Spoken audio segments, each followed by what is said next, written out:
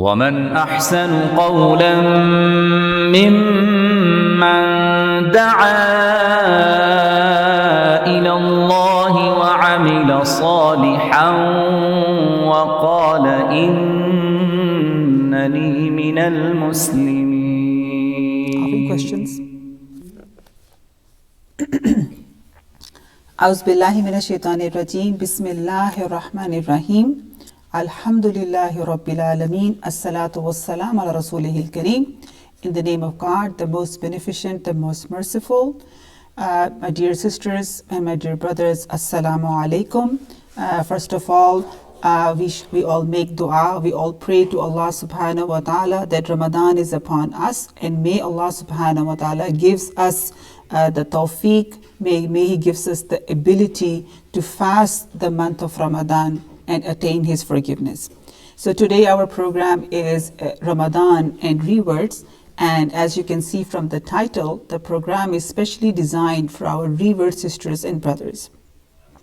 So when people convert to Islam, it's a very big decision in their life, and what they go through is a huge transformation within their lives.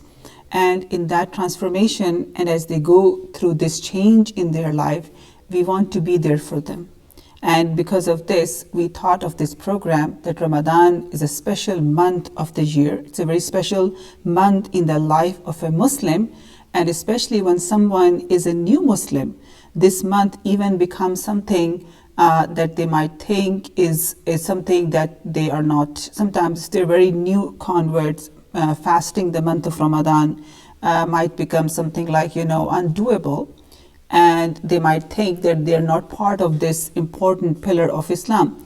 So to address that, we came up with this idea, because the fact of the matter is, at Epic Masjid, we really want our revert sisters and brothers to be included with us, because it's not the same without them. So unless and until they're here with us, it doesn't seem that the masjid environment or the masjid programs are complete. So with this spirit, we thought of this thing, and inshallah today we will just go over what are some of the basics of Ramadan, and inshallah with that we kind of hope and think that this will make some kind of understandings about Ramadan a little bit more easier. So along with that, as I go through the basics of little bit of why do we fast, and just the basic pillars of fasting, we'll also take some questions. And because this program is very exclusively catered for our revert sisters and brothers, we would invite them and we would welcome them to send us their questions, and inshallah we will try to address them as much as we can. Along with this is the first program that we are doing before Ramadan, and Ramadan is upon us. Inshallah, the hope is that tonight we will start our Taraweeh prayer, and tomorrow we will be fasting. But then after that, throughout the Ramadan, we plan to do a program for our revert sisters and brothers, especially once every weekend. So inshallah, maybe a series of programs every Saturday will be coming. So stay tuned for the flyer. So let's begin. Let's begin that, what is religion and why do we need that? Okay.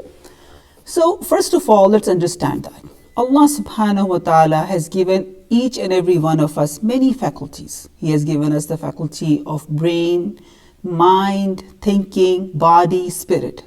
But the truth of the matter is that many of us do not use these faculties the way we should be using it, right?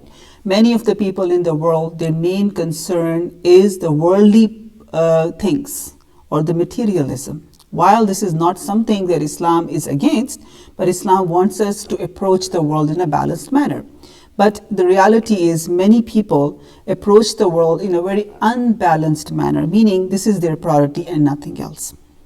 But now Allah subhanahu wa ta'ala has given us a mind, and mind asks questions. So one of the questions that mind asks us is that, why are we here, right? And where was I before I was here? Many times, for example, you might look at a video from maybe 1800s or something. And you might think, oh, this world was like that at that point. But then if you're thinking more, you would think, I was not here at that point. And similarly, few years down the road, I will not be here. So meaning, where was I before I was here? And after, when I move from here, where will I go? And what is that? Is this life only a bundle of few years and that's it? Or is this much more than that? All these faculties that Allah has given us, that we think, we talk, we listen, we learn, are just for no purpose at all? So mind ask these kinds of questions. So which brings us to this conclusion that we had a past before coming to this world, and after we leave this world, there's going to be a future. Even within this life of this world, we have a past and we have a future, right? So a person, for him or her to attain guidance, they should think about this past and think about this future. According to Islam, when it comes to action, you should live in the present, because you only have the present when it comes to do something, when it comes to the action. But when it comes to thinking, we should think about the past. Where were we before we were here? And we should think about the future. Where are we going to go when we leave from here? So one of the things that we understand is that the people who do not think about their past and do not think about their future, for them to attain guidance, to think in that manner that will lead them to guidance, is going to be difficult. Now, secondly, mind asks the questions, because all of us have minds and we think what? Meaning, I look at a fruit and I say, what is this? This is an apple. This is an orange. This is a tree. But if you think deeper, then you will say, because mind has the complete ability, Allah has given us the faculty to think, then we will think that this is an apple, this is an orange, this is a tree, but what is the mechanism that brought this apple to me? What is the mechanism behind this orange? Meaning, it reached me, what happened before it came here in my hands, right? So the mind asks these questions, which we call what, right? Now, if the person is really thinking, they will think about these things. If a person does not use his faculty of mind, then probably that person won't be able to think about these things. And Allah subhanahu wa ta'ala encourages us, and this is why Islam is a religion that is based on a lot of rationality, that Islam wants us to think like that. Okay. Now, after the what comes the question of how. You know, people of a little bit higher thinking, they will think about how. Like, for example, Newton. Newton discovered gravity because he was sitting under a tree and the apple fell down. If it was an apple, if it was maybe an animal or somebody who does not think much, he or she would just pick up the apple and eat it. But Newton was a bit smarter. What he did, that he thought about this, that how did this apple fell down? How did this happen? And so this how led him to discover the gravity. And this is why sometimes when scientists come up with this how the universe works, sometimes we kind of, substitute them for God, substitute them for the prophets, because they came up with this how. But even the how that they came up through science is very narrow if you look at it. Like, for example, I can give you this example. So science might explain that how the gravity works. And by the way, I'm all for science. Science has done much, but still it's narrow, right? So for example, if I see something and I'm awed by it, like I'm said, oh, wow. So where is this coming from? What is the explanation for that, right? So how? So then from the how comes the question, who? Now, the person goes deeper in thinking and says, who is doing that? Who is the one who created this universe? Who is the one that made all of this happen? Who is the one that brings the fruit, who takes care of this process from the seed to the fruit? Who is this? So now comes the question of who, and we think about who created this universe. Just for a simple thing, you plan a simple thing, and there's a lot of planning done, there's a lot of organization done, but look at this universe. So much organization you can see. You can see the organization in the night and the day, and the movement of the sun and the moon, and many things. You see a lot of organization. Who is doing it? Right? So first was what? What, right? Second was how. Third is who. And then comes another question. As we are thinking deeper and deeper, then comes another question which we call why. So this who created this universe in such an organized manner. Just imagine this example. Quran gives these examples to us sometimes, that look, it is the same water. We give the same water to all the plants, all the fruits, but all of them come out differently in taste. Who? Right? Now, then comes the question, why? Why this creator has created this universe? Why this creator has created me? Then comes this question of why, right? So why I'm here? What is the purpose of my life? Why did the creator create me and created a universe that is so organized, right? Then we think about this why. So as we are thinking about this why is answered by religion. Religion gives us the answers to these why. Yes, the science can give you the answer of how and what, but not of who and why. This is religion. This is why we need the religion in our lives. Okay? Now, as we know, to answer this question of why, Allah subhanahu wa ta'ala, as Muslims we believe so, Allah has given us the final religion through the final messenger, Prophet Mohammed sallallahu alaihi wasallam. And through him, we got the Quran. The Quran was revealed to him, and through him, we are the ones who now have the Quran in front of us. And Quran is the book that has never been altered in Arabic language. The Arabic language is the preservation of the Quran. And we know that Quran is preserved in the Arabic language. Not even a single word of that Arabic has ever been changed. There are many different translations of the Quran in that language, but the Arabic is the original language of the Quran, and in Arabic language it is preserved. Okay? Now Quran gives us this answer of why. Why God has created us, and God has told us in the Quran that God created us to worship Him. Now this word worship is a huge word.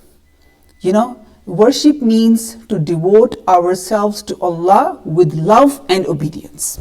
This is worship. That we devote ourselves, our lives to Allah with love and obedience. Obedience is there, but love has to be there too. So love and obedience are the two main components of worship. So why God has created me? The God has created us to worship Him. And to make it comfortable for us to worship Him, He gave us this beautiful universe with all of its magnificent universe, with all of its peculiarities and everything, to make the worship easier for us. Okay? Now it says, why do we worship God? We worship Him to be successful. It is very easy to understand. The one who has created failure and success. Everything in this world is a creation. There is only one creator, and all of us are creation, including everything. So the one who created the success and the failure, He will know what will make us successful in this world and in the hereafter. So why do we worship Him? So we can be successful. We want to be successful in this life, and we want to be successful in the next life. To be successful, whom do we have to follow? The one who created the success and the failure, right? And then the question comes to, how should we worship Him? And this is where comes in the religion of Islam. How should we worship Him? Islam is not a new religion. Islam is not a different religion as we Muslims believe. Islam is the final version of the same truth that have come from Adam alayhi salam, or Adam, up until Muhammad. Yes, we believe in Jesus, we believe in Moses, we believe in all the prophets, and we truly believe that what they brought was the truth, And Islam is in the same line of the truth, being the final message through the final messenger. Prophet ﷺ is not the only, Prophet Muhammad ﷺ is not the only messenger, but he is the final messenger. And in order to be a Muslim, we have to believe in all the prophets, and we have to believe all the prophets brought the truth. Yes, we also do believe as Muslims that yes, the teachings of the previous prophets were, number one, confined to their people, confined to one geographical area.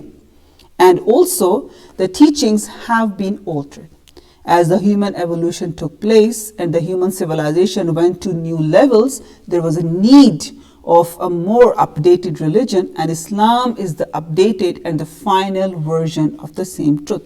And because Quran, the book of Islam, the main book of guidance, is still preserved and will always be preserved in its original form, there is no need for a new prophet to come, because the guidance that he has brought is here in this world with us. Okay? Now, then when we come to the question of how should we worship Allah subhanahu wa ta'ala, how should we worship God, the answer is the real way to worship Allah is Islam. Now, what is Islam? We all know Islam is a religion. Now, first of all, we were talking about why there is a need of religion, but now we know how should we worship Allah? By worship Allah by following the religion of Islam. Okay, so what is Islam? There is a hadith. What is a hadith? Hadith is the sayings and the practices of Prophet sallallahu alaihi wasallam. Hadith especially are the sayings of the Prophet Muhammad sallallahu alaihi wasallam. We understand this religion through the life of Prophet Muhammad sallallahu alaihi wasallam. The life of the Prophet Muhammad, his hadith and his sunnah. Hadith is the sayings of Prophet Muhammad, sunnah are his actions. That is the lens through which we understand the Quran. Meaning, Quran was revealed to him and he put the Quran in practice, thereby showing us how to walk on this path of Quran, how to walk on this path of religion. So there is a short story that I will present in front of you that will make us understand, the dimensions of Islam, the dimensions of the religion. So one day what happened was, the Sahaba, the companions of the Prophet ﷺ, are relating this story from him, that one day while we were sitting with the Messenger of God, there appeared before us a man whose clothes were exceedingly white and whose hair was exceedingly black. No signs of journeying were to be seen on him, and none of us knew him. So this is one time, companions are sitting with the Prophet Muhammad sallallahu alaihi wasallam, and this man appears. Now this man, his clothes are very white, meaning there's no dirt on it. Although they have never seen him, they were assuming that he has been journeying from somewhere, but his clothes didn't show any signs of journeying. His hair was completely in place. So he walked up and sat down by the Prophet, and he started asking him questions. Now, who this man was? This man was Angel Gabriel. And we all know that it was Angel Gabriel that used to bring revelations to all the prophets. So this time over here, and this incident happened, a couple of weeks or 3 weeks before the passing away of Prophet Muhammad sallallahu alaihi wasallam from this world. So then he asked him, at this point, the religion has matured to its final version. And now over here, before Prophet Muhammad is about to leave the world, Angel Gabriel comes and they just summarize the religion. Okay? The Messenger of God said, Islam is to testify that. Now he asked him, Ya Muhammad, what is Islam? So he replied, Islam is, now comes the 5 pillars, to testify that there is nothing worthy of worship except God, and that Muhammad is the messenger of God. All of you who must have converted to Islam or reverted to Islam must have said this line, which in Arabic we call Shahada, and in English we call it testimony of faith. So we accept through our minds and through our hearts that there is nothing worthy of worship except God, and the Muhammad is the messenger of God. And then second pillar is to perform the prayers. right? All of us know Islam has 5 daily prayers and there are different timings for it. And the main purpose of these prayers is to connect with God throughout our day. Okay, to perform the prayers, to pay the alms or purifying alms, meaning the people who have, money, meaning there is a certain amount of money that people need to have, and if they have that or more than that, they need to be giving, zakah, meaning, or the purifying alms, we say that, to fast in Ramadan, and to make the pilgrimage to the sacred house. So this is Islam. Okay. Then he asked him, then the man, the angel Gabriel, he said to him, "You have spoken rightly." And we were amazed at him, asking him. Now the companions of the Prophet Muhammad sitting around him were amazed how this person is asking questions and Prophet Muhammad is answering. So then he asked him, "Tell me about Iman," meaning tell me about faith. There is a practice that we do in our actions, but then there is also something faith, which is related to our understanding. So he said, "Now tell me, what is Iman?" Meaning, what is faith? He replied, "It is to believe in God and his angels, his books, his messengers, the last day, and to believe in divine decree, and that all evil, both the evil and the good, are decreed." So this is what we understand through our, we understand it and we believe in it, that we believe in God. Believing in God also means believing in angels, because we know God has created angels, and through angels, many aspects of this world are taken care of, and also human beings. Human beings are constantly surrounded by the angels. Even the Quran was revealed to Prophet Muhammad ﷺ through angel Gabriel, and so on. His books, which are also part of that, one aspect of being a creator is that he will guide his creation. Therefore, the books, his messengers, are also related to the books, and the last day, meaning the sense of accountability.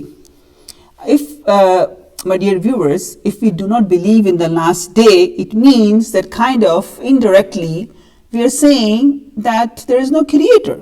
Otherwise, we are saying that God just created this world for no purpose. There is no accountability. Right? We are just here, we are just living our lives. Good happens, bad happens, evil happens, good happens, and that's it. And we'll die one day, and that's it. No. This means that this life is purposeless, right? No. But we believe in the last day.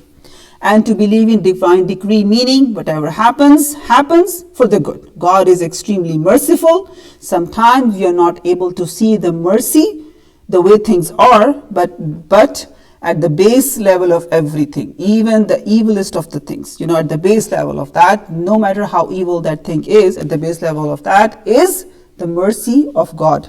Okay. Now, he said to him, "You have spoken rightly." Again, he affirmed him. Whatever you said about the Iman or faith is correct. Now, he said me, "Tell me about the hour." And he then replied, "The one who questioned about it knows no better than the questioner." Meaning, no one knows about this. What is the final day? No one knows about it. And there is another saying of the Prophet Muhammad. A man came to him and asked, "O Muhammad sallallahu alaihi wasallam, when is the last hour?" So instead of replying to him, "When is the last hour?" because we believe in Islam that this is a knowledge that rests only with God. So he said, "What have you prepared for it?" That's a more logical question if you think about it. When is the last day? When is the last hour? Whenever that is, are you prepared? It can be any time. Are you prepared? That's the real question. Okay. So far we learned 3 things, 3 dimensions of Islam. Number 1, 5 pillars. These are called the dimensions which we called as outer actions of body. Right? These are we say the testimony of faith. We talk about the prayers, the fasting, the alms giving, and the pilgrimage. These are the actions of the body. Then we talked about the actions of the mind, which is to believe in this and this and this. And we talked about that, how does our mind think and comes to these conclusions. And then another aspect, the third aspect of this came about it. Okay. And then he says about, he says, "O Messenger of God, what is ihsan?" Ihsan meaning like purifying the soul, trying to do something so in such a good manner that it purifies the soul. Right? So then he says, Prophet Muhammad sallallahu, he says that what is ihsan, what is this meaning, purifying the soul is, it is to worship God as though you are seeing Him, right? For even if you cannot see Him, He indeed sees you. Just imagine that. So what is this? This is the soul thing. This is something, a spirituality. Spirituality is that you worship God, meaning you do everything with love and obedience for the sake of God in a way that He's watching us. When somebody is watching you, you have kind of a different kind of a, conduct. That is the kind of the feeling. So this leads to the purification of the soul. But it says, if you're not at that level, that you can constantly be in the state that God is I can see Him, He's right there. No. Then understand that He is watching you all the time. There is no place, no moment in this life when God does not see us. He's always there. Okay. So the third aspect of the religion, one was the body, actions of the body. One were the actions of the mind, and the third are the actions of the soul, which means that purifying your soul so much. And how this has happened? To do your best. When you're about to do the action, put your, how we say, put your soul into it. It's just like that. Try to do the action in such a good manner that it purifies the soul. Right? So what happens? So these are the three dimensions of this religion: outer practices of the body, the practices of the mind, and the practices of the soul. Because in the beginning we talked about God gave us all these faculties. He gave us the mind, the body, and the soul. And Islam is a religion that is holistic in this manner. Right? Okay. Now, when we talk about these things, then comes that, if any of these elements is missing, then, the picture is not complete. Well, I will say, for example, if we do not think that, if you have reverted to Islam, have converted to Islam, and you have come across many Muslims from different parts of the world, many times you see Muslims, they have very cultural, understanding of this religion, right? And why is that? Because faith, the actions of the mind are not, in place. Then what happens is, if you're not thinking actively about the faith, if you're not thinking about these things, then what happens is that our thinking becomes very cultural in that manner. Okay? So that element is missing then, which we say actions of the mind. Sometimes what happens is that, the actions of the body are missing. What happens is then, if these are not there, then it becomes, the religion becomes something that is just, people doing their own practices. They're not following the way the God has taught us. And sometimes when the actions of the soul are missing, then you will see people become very rigid in religion. There's no spirituality. They are so, bent upon just going through the rites and the rituals, but the spirit is not there. So they tend to be very, rigid in this religion. So all of that has to be present over there. Now, one of the aspects that we want to talk about today is Ramadan, or we say the month of fasting. Okay, so what is fasting and how do we understand that? What I will do is I will go over some of the definition of the fasting, and I will also go over that what are some of the features that we need to talk about while we talk about the fasting. Okay. Now, let me take this out over here so I can help you. Wanted to read you from a book so that, I wanted to recommend the book to you guys too. So then later on you can refer to it. It's a good book. Okay. What is fasting? In order to practice, religion, we just talked about, we need to put our soul into it. So Ramadan or fasting is a practice that empowers the soul. Like, for example, just understand that. You know how sometimes we are trying to teach a kid how to write, and many times you must have seen that books that have, dots in it, and or they're learning how to draw. And there are certain patterns that keep drawing on that, keep tracing, and as they keep on tracing, they learn how to do it. So the pillars of Islam, which are the outward actions of the body, are just like these stencils or just like these dots, that you keep doing it, and by doing it constantly, you learn what is the spirit behind it. If you're doing it holistically, it will come. So the month of fasting, outwardly it has certain things, and inwardly it has certain things too. But the main purpose of the month of fasting is to train the soul. And how that? Because it is the soul, our desires. It is our desires that is the biggest things that keep us away from following this religion. So what happens is, and the desires are resting in our souls, right? So through the month of Ramadan, the 30-day of fasting, Allah subhanahu wa ta'ala tells us to keep away from things for certain hours of the day that are completely, that are completely permissible for human beings. They're their basic needs. Eating is a basic need. Drinking is a basic need. Having relationships is a basic need. I'm talking about sexual relationships. These are the basic needs.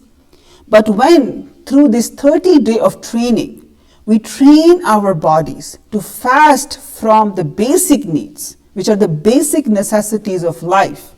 Human survival depends upon these things. If we are fasting for certain hours of the day from the basic needs, it should be a training for my soul that for the rest of my life, I will be fasting from those things that are harmful for me. Islam is not against any kind of desire. What Islam wants us to do is to channel those desires in the right way. God has created desires for a reason. They're there for a reason, and they serve a purpose. But they can hurt us if they're left unchecked. If we indulge in them too much, anyone will understand that, right?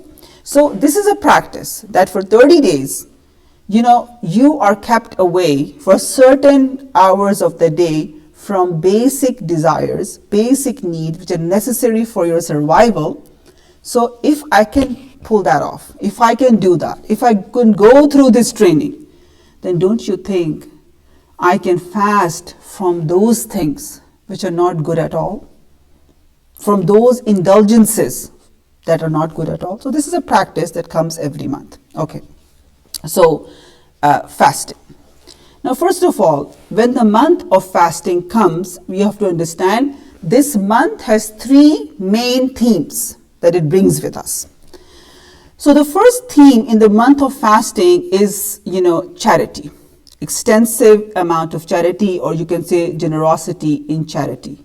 When we are deprived of the basic needs, then we are more likely to think about people who are deprived of the basic needs in the world. And then we can understand their pain and be more generous in giving charity to them. So one of the main themes of this month is generosity in charity. Okay. Another theme of the month is increasing the level of devotion and worship. Increasing the level of devotion and worship. In this month, there's a special night called the night of Qadr, the night of glory. There is a special night that comes in the month of Ramadan, and we are asked to seek this night over there, right? So, and what happens is the month of fasting enables us to increase our level of worship, increase our devotion to God, increase our devotion to Allah subhanahu wa ta'ala. And this happens while we control our basic desires, right? Then if we can control at the same time, we can increase our level of devotion and worship to God. And many Islamic scholars have said that, how are you able to do that? People ask, we are deprived of, we're not eating or we're not drinking. How will we get the energy to increase our devotion and worship, our bodily devotion and worship to God?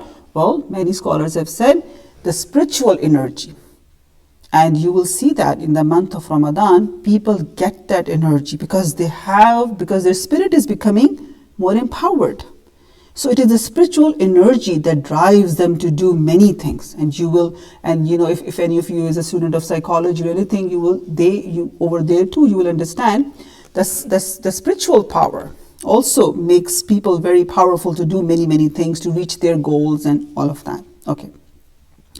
The third and the last theme in this month of Ramadan, in this month of fasting, is to increase our study of the Quran. Because the Islamic tradition tells us the Quran the revelation of the Quran started in the month of Ramadan, right? And after that, it took 23 years to come down to the Prophet Mohammed sallallahu alaihi wasallam completely. But the revelation started in the month of Ramadan. So fasting, the month of fasting is actually the month of celebrating the Quran, which is a book of guidance to success. So the three major themes of the month of fasting are number one, it is charity. Number two, it is increasing our devotion and worship to God. And number three, increasing our study of the Quran. Many people do different things. Sometimes people just read through the Quran. So if you know how to read the Quran in Arabic, you can do so. And if you don't, you can even read it in English in this month. And some people would like to read the entire translation of the Quran in this month. And some of them would just, take one chapter and read it slowly and understand it. It's up to you. So if in this month of Ramadan, even if you're a new convert and right now fasting the way it should be done is difficult for you, that's okay. You will get there. But what you can do is pick up a chapter of the Quran, maybe even the first chapter. There's only 7 verses in it. Pick up a translation and just read through it slowly and try to understand. Or what you can do is the 30th part of the Quran, which we call the 30th juz of the Quran. There are small chapters in there. You can just pick up the 30th juz or the 30th part of the Quran and go through the small chapters. Or you can just pick up a big chapter and start reading through it. And don't worry that if you don't understand everything, it's okay. You're just going through it. This is the first step, right? And then after that, you can go into the journey of understanding and reading and all of that. It's a lifelong journey. There's no rush. So this is something that needs to be done. Now, how to fast?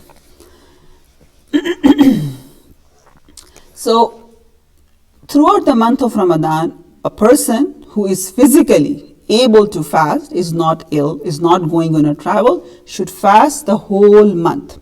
Okay?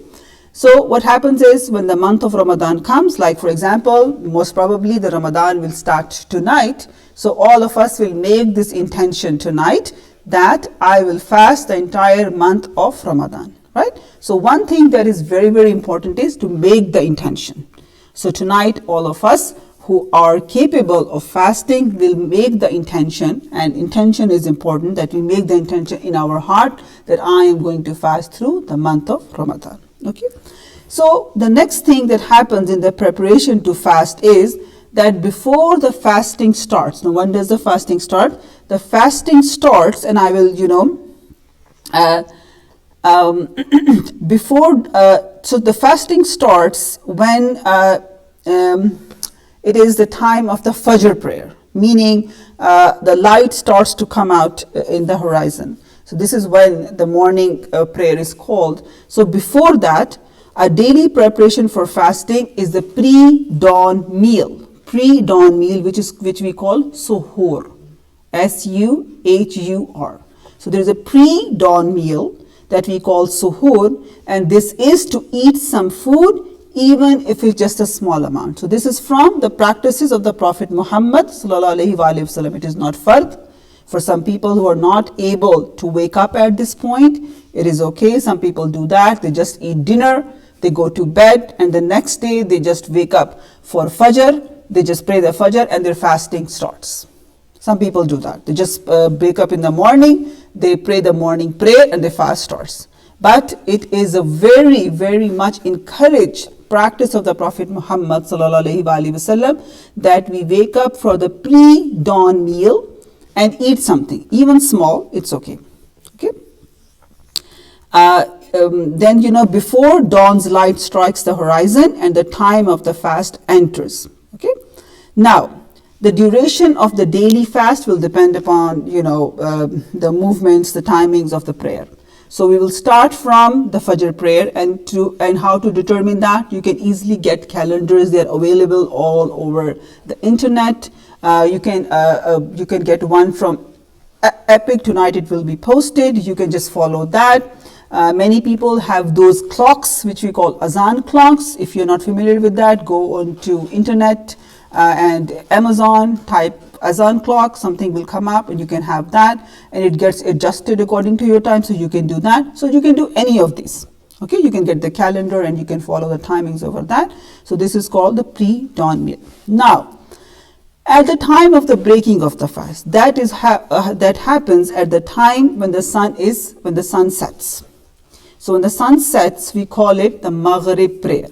Okay, and at that time, as soon as the prayer call goes on, or you see the timing on the calendar, open the fast. And the Prophet Mohammed ﷺ, usually his sunnah was that he would drink a sip of water or he would have dates. So this is a good practice. So if you can follow the practice of the Prophet Muhammad ﷺ, please do so. It will add extra benefit for you. So if you don't have any of that, then you can break it with anything, but hurry in breaking it. So one of the things that we learned from the Prophet ﷺ, that people should not wait that, Adhan has gone and then they're waiting 10-15 minutes and then no. Right at the time of the Adhan, you go ahead and break your fast. Okay. So now, what does fasting require? Fasting requires that for the duration of the fast, from the morning prayer up until the afternoon prayer, or we can say the evening prayer, which is the Maghrib prayer, a person should refrain from eating, drinking, and marital relationships. These are the three things that a person has to stay away from. Okay. Now the next thing. So this is the body actions. Remember, we talked about the actions of the body, right? Now we will talk about the actions of the soul. So these practices are now the actions of the body, the outward conduct of fasting, or you can say the outer form of fasting. Now, the fasting also has an inner form, a spiritual form. Now, what is that? Spiritually, the fasting is that as I'm fasting from food and drink and marital relationships, I should also be fasting. My eyes should also be fasting from looking at something wrong. My ears should be fasting from hearing something wrong. My tongue should be fasting from saying something bad, meaning backbiting, lying, slander, anything like that. Because like we talked about in the beginning, it's a wholesome practice, right? We are not only body, we are body, soul, and mind, all of that, or body and soul at least. Sometimes in Islamic terminologies, mind is included as a part of the soul, or the qalb, or the heart. So this is why I'm saying that. Okay. Now, so yes, these things are always forbidden.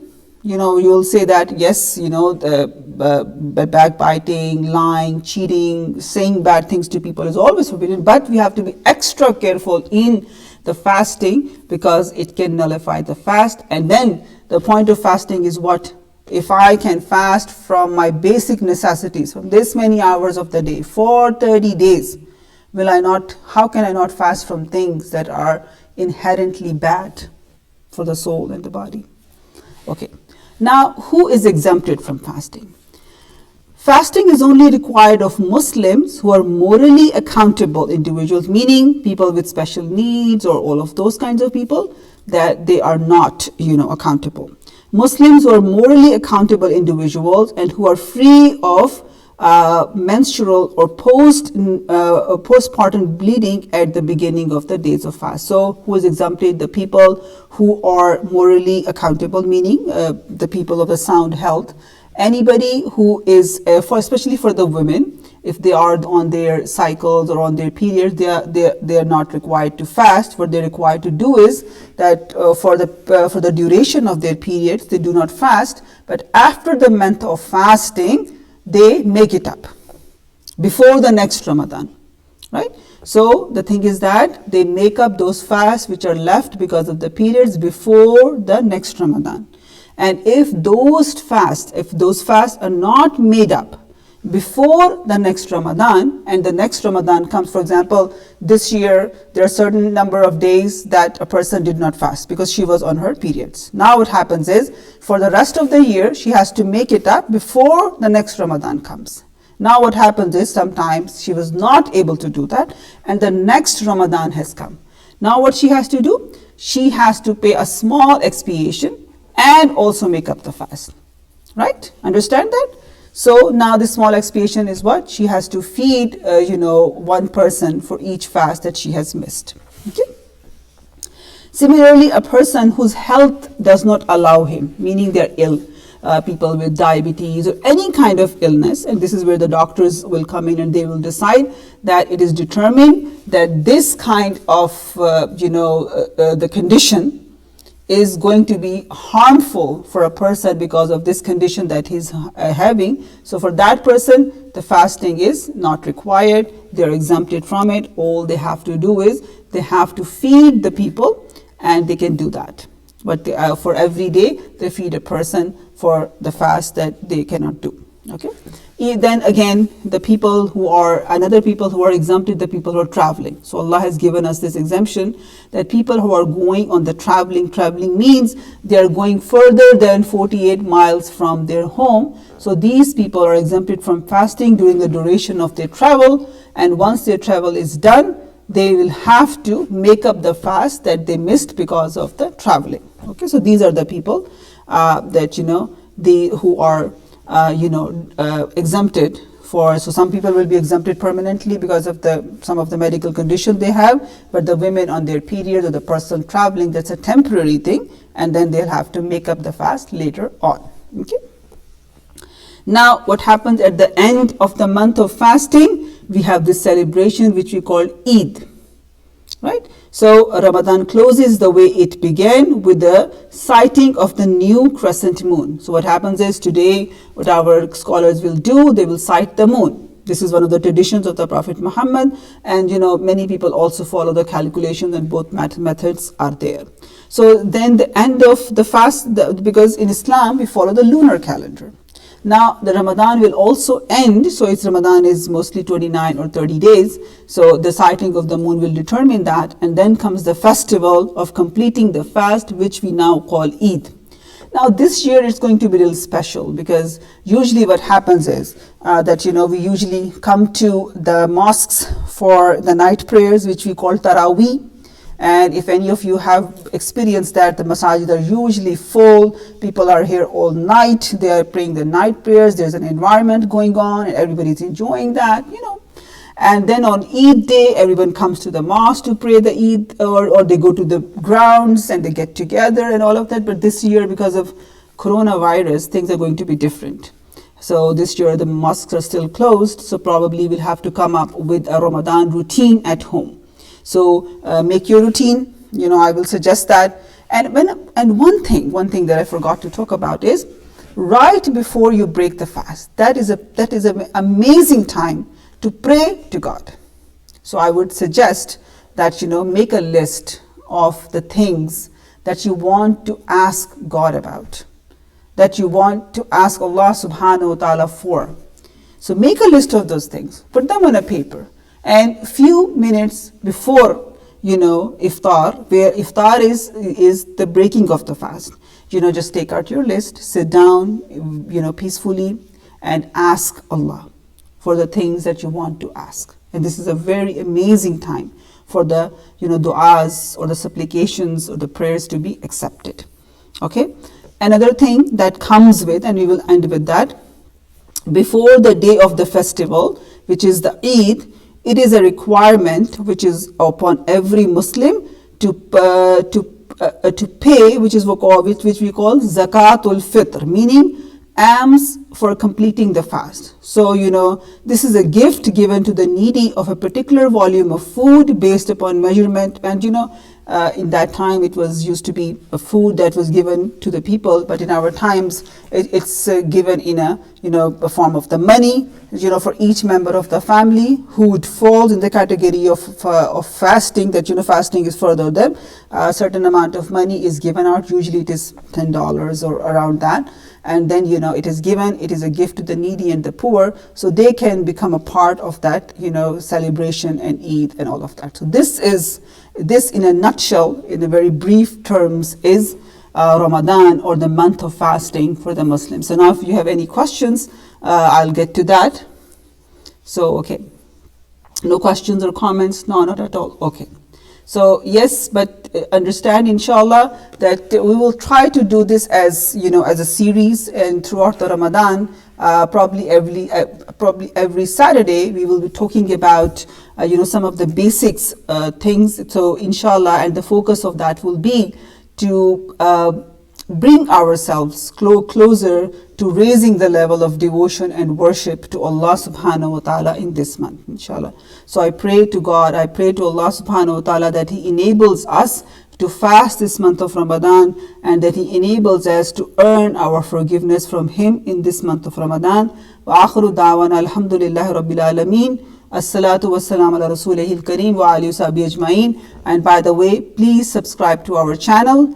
And stay tuned through the month of Ramadan. There are many new programs that are coming up that you will enjoy them and learn a lot from them, inshallah. So I hope and I pray that this is going to be the best Ramadan of your life, and you will find your connection with God in this Ramadan. Assalamu alaikum.